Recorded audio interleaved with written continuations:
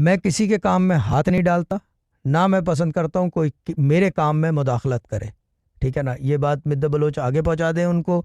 और अगर इस तरह बार बार होता रहा तो मैं ड्रॉप सीन कर दूंगा उस चीज़ का। बहुत सारे लोग बाहर जाके दम दरूद करा लेते हैं, ये वो कराते रहें, कोई मना नहीं है, लेकिन हमारे वजीफे अगर कर रहे हैं, कोई कर रहा है और वो बाहर से दम दरूद वजीफ़ा खुद ब खुद जो है, मैं क्या कहते हैं, बाखबर से सिर्फ अखबार बना दूंगा उसको। वो बाखबर है ना, आपको खबरें देता है, प्रोवाइड कर रहा है, वो बिल्कुल अखबार बन जाएगा। मुझे कहने की ज़रूरत नहीं है, डोर से आप आउट हुए इस दरवाजे से ना, तो आपका वजीफ़ा ऑटोमेटिकली न्यूज़पेपर बन जाता है। आपने तो देखा है और बाकी लोगों ने, बहुत सारे लोगों ने एक्सपीरियंस किया है। और मैं एक बात बता दूं कि ये डोर वेरी सून ऐसे होने वाला है कि वन वे ट्रैफिक होगी, सिर्फ अंदर आने की जगह होगी, बाहर जाने की जगह होगी, अंदर नहीं आ सकोगे फिर।